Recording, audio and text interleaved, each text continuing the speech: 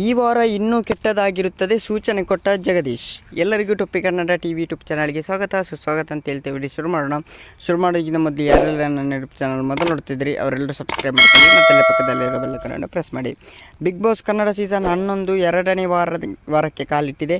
ಕಳೆದ ವಾರದಂತೆ ಈ ವರ್ಷವೂ ಯಾವುದೇ ಹಾಸ್ಯ ಘಟನೆಗಳು ನಡೆಯುತ್ತಿವೆ. ಮುಂಜಾನೆಯಿಂದ ಸಂಜೆವರೆಗೂ ದೊಡ್ಡಮನೆಯಲ್ಲಿ ನಡೆಯುತ್ತಿರುವ ಕೇವಲ ಗಲಾಟೆಗಳೇ.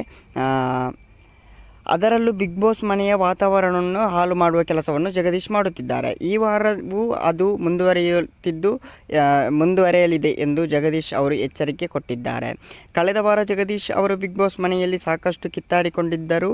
ಅವರು ಸುಮ್ಮನೆ ಎಲ್ಲರ ವಿರುದ್ಧವೂ ಕಾಲೆಳೆದುಕೊಂಡು ಜಗಳಕ್ಕೆ ಹೋಗುತ್ತಿದ್ದರು.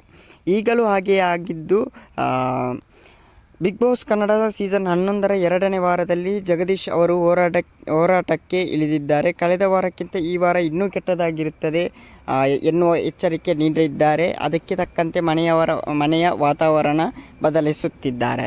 ಓಕೆ ಗೈಸ್, ಮುಂದಿನ ವಿಡಿಯೋದಲ್ಲಿ ಸಿಗೋಣ. ಅಲ್ಲಿವರೆಗೆ ಲೈಕ್, ಶೇರ್, ಸಬ್ಸ್ಕ್ರೈಬ್ ಮಾಡಿ ಅಂತ ಹೇಳ್ತಾ ಲವ್ ಯು.